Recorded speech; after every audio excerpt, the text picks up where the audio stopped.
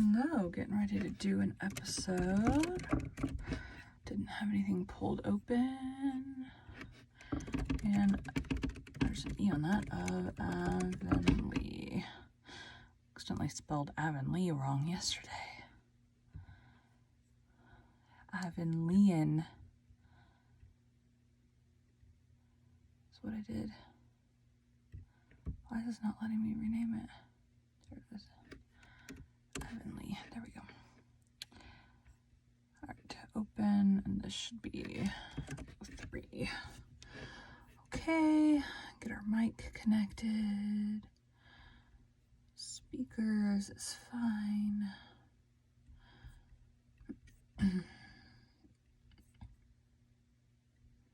Okay, here we go.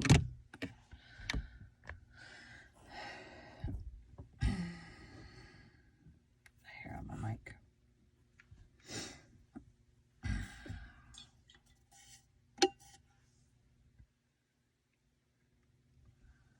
I just noticed there's a weird thing open on my remove from dock. There we go. Weird thing open on my home screen. So I just got my arm wet. This is not turned on. This is a little Bluetooth 10 key for starting. I have shortcuts set on the numbers for starting and stopping. 3. Mr. Harrison at home.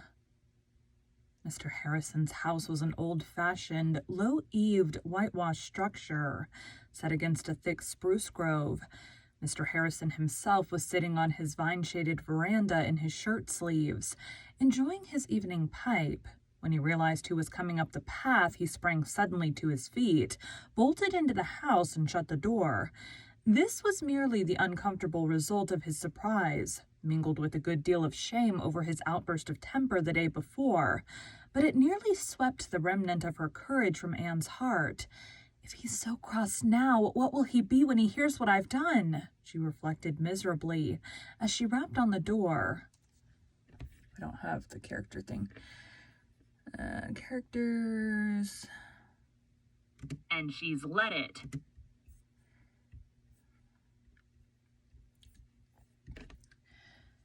On the door. But Mr. Harrison opened it, smiling sheepishly, and invited her to enter in a tone quite mild and friendly, if somewhat nervous. He had laid aside his pipe and donned his coat. He offered Anne a very dusty chair very politely, and her reception would have passed off pleasantly enough if it had not been for the telltale of a parrot, who was peering through the bars of his cage with wicked golden eyes. No sooner had Anne seated herself than Ginger exclaimed, "Bless my soul, what's that red-headed snippet coming here for?" It would be hard to say whose face was Here for? It would be hard to say whose face was the redder, Mr. Harrison's or Anne's. I just got a weird text.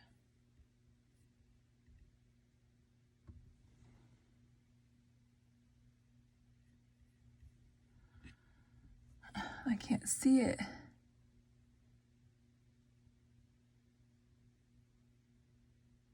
Hold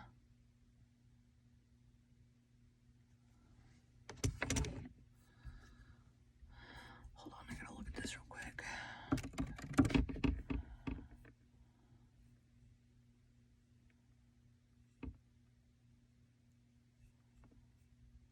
Cool, we're not automatically signing in.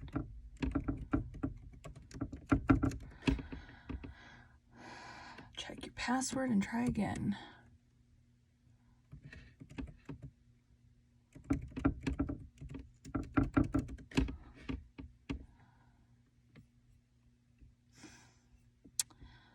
That is my password. I don't know what its deal is.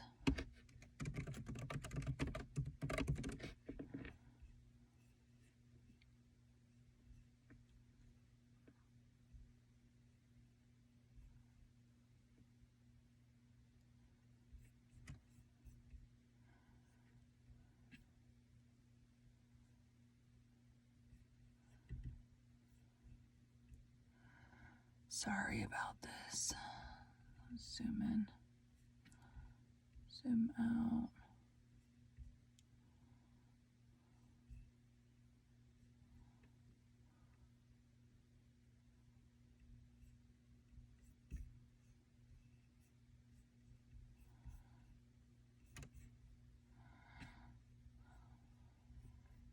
I'll have to look at that later. Anyways, I'm sorry.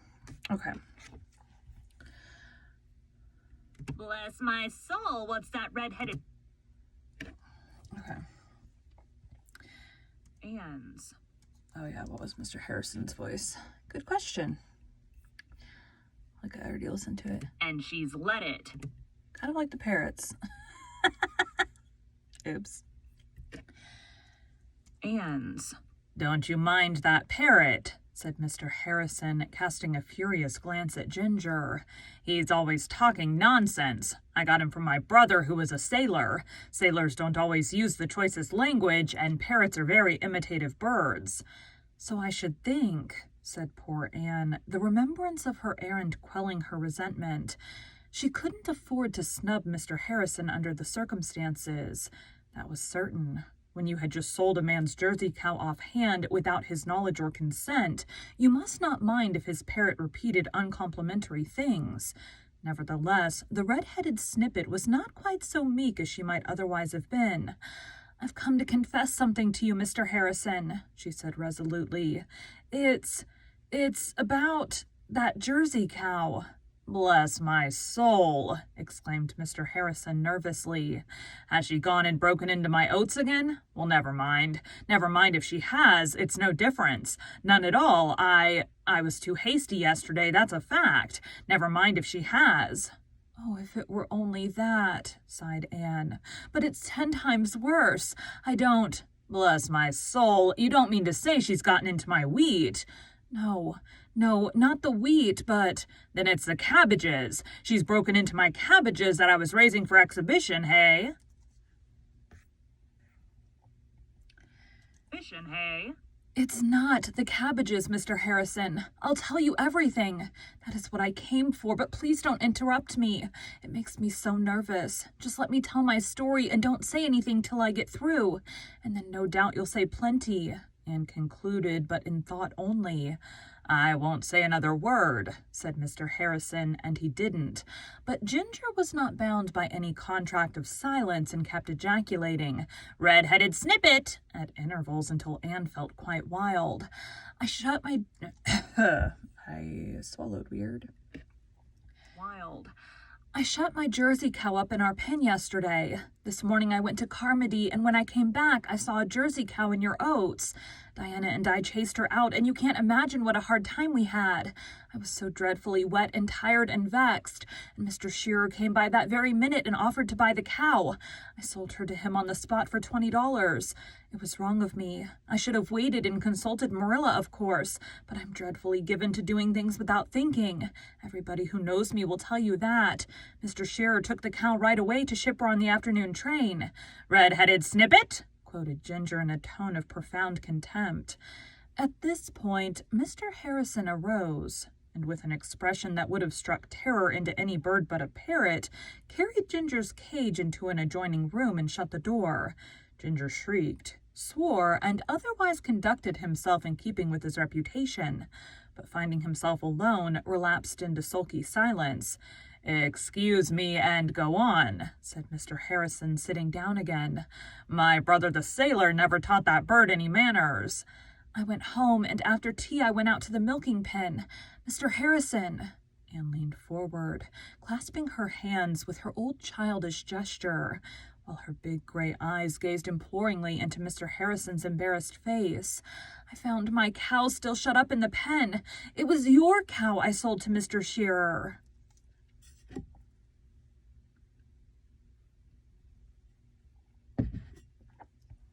Mr. Shearer. "Bless my soul," exclaimed Mr. Harrison in blank amazement at this unlooked-for conclusion.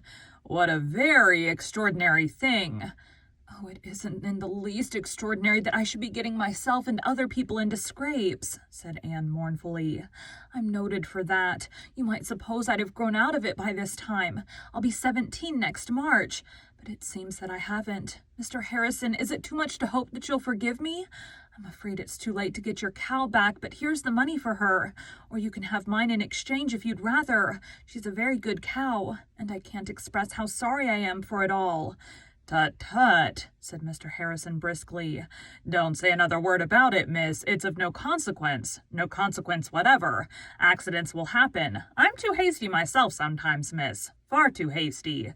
But I can't help speaking out just what I think, and folks must take me as they find me.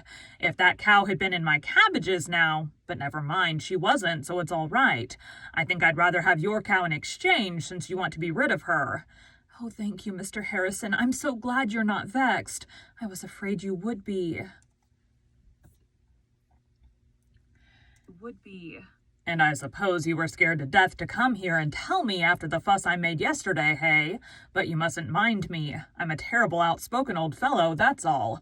Awful apt to tell the truth, no matter if it is a bit plain. So is Mrs. Lynde, said Anne before she could prevent herself. Who? Mrs. Lynde? Don't tell me I'm like that old gossip, said Mr. Harrison irritably. I'm not a bit. What have you got in that box? A cake, said Anne archly. In her relief at Mr. Harrison's unexpected amiability, her spirits soared upward feather-light. I brought it over for you. I thought perhaps you didn't have cake very often. I don't, that's a fact, and I'm mighty fond of it, too. I'm much obliged to you. It looks good on top. I hope it's good all the way through. It is, said Anne, gaily confident. I've made cakes in my time that were not, as Mrs. Allen could tell you, but this one is all right. I made it for the Improvement Society, but I can make another for them. Well, I'll tell you what, miss, you help me eat it. I'll put the kettle on and we'll have a cup of tea. How will that do? Will you let me make the tea? Said Anne dubiously. Mr. Harrison chuckled. I see you haven't much confidence in my ability to make tea. You're wrong. I can brew up as good a germ of tea as you ever drank. But go ahead yourself. Fortunately, it rained last Sunday, so there's plenty of clean dishes. Anne hopped briskly up and went to work. She washed the teapot in several waters before she put the tea to steep. Then she swept the stove and set the table, bringing the dishes out of the pantry. The state of that pantry horrified Anne, but she wisely said nothing. Mr. Harrison told her where to find the bread and butter and a can of peaches. Anne adorned the table with a bouquet from the garden and shut her eyes to the stains on the tablecloth. Soon the tea was ready, and Anne found herself sitting opposite Mr. Harrison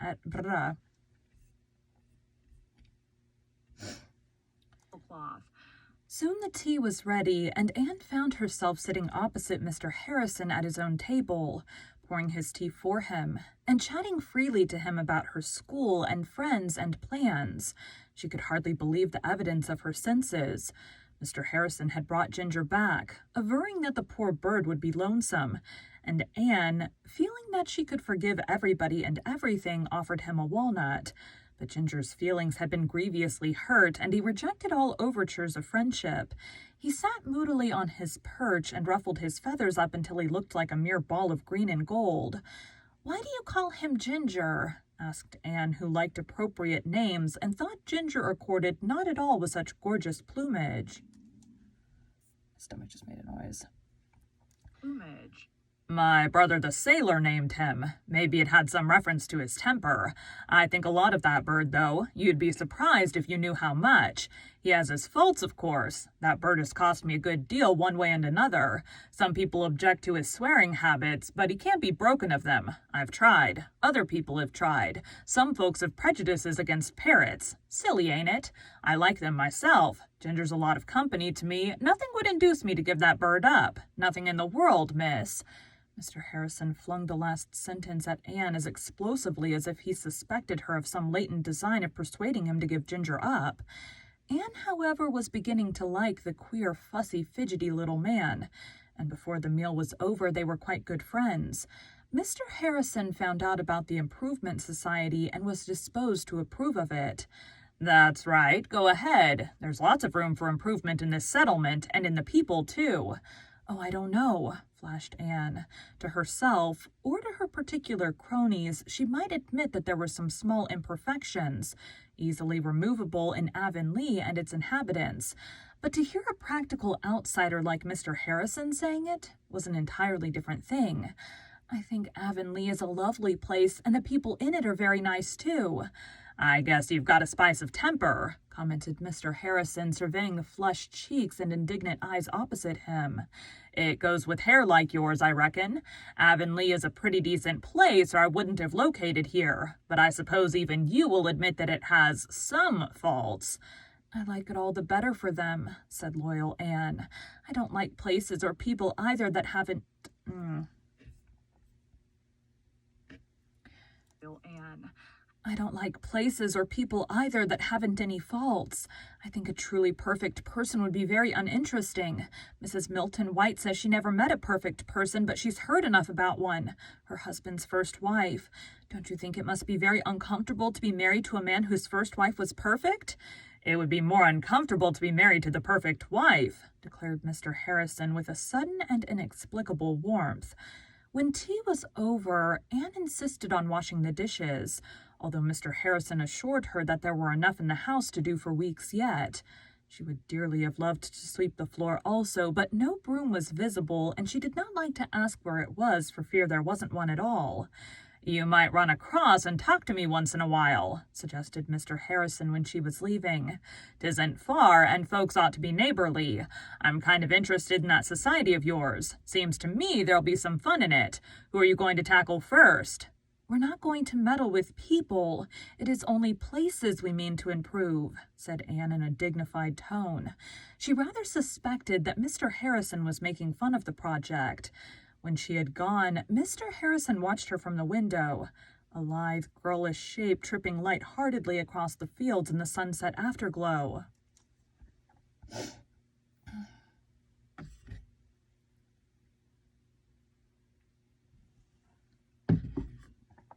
Afterglow. I'm a crusty, lonesome, crabbed old chap, he said aloud. But there's something about that little girl makes me feel young again, and it's such a pleasant sensation I'd like to have it repeated once in a while. Red-headed snippet? Croaked Ginger mockingly. Mr. Harrison shook his fist at the parrot. You ornery bird, he muttered. I almost wish I'd wrung your neck when my brother the sailor brought you home. Will you never be done getting me into trouble? Anne ran home blithely and recounted her adventures to Marilla, who had been not a little alarmed by her long absence, and was on the point of starting out to look for her. It is a pretty good world after all, isn't it, Marilla? Concluded Anne happily. Mrs. Lynde was complaining the other day that it wasn't much of a world. She said whenever you looked forward to anything pleasant, you were sure to be more or less disappointed. Perhaps that is true, but there is a good side to it, too. The bad things don't always come up to your expectations either. They nearly always turn out ever so much better than you think. I looked forward to a dreadfully unpleasant experience when I went over to Mr. Harrison's tonight, and instead he was quite kind, and I almost had a nice time. I think we're going to be real good friends if we make plenty of allowances for each other, and everything has turned out for the best. But all the same, Marilla, I shall certainly never again sell a cow before making sure to whom she belongs, and I do not like parrots. That's it for chapter 3. Boop.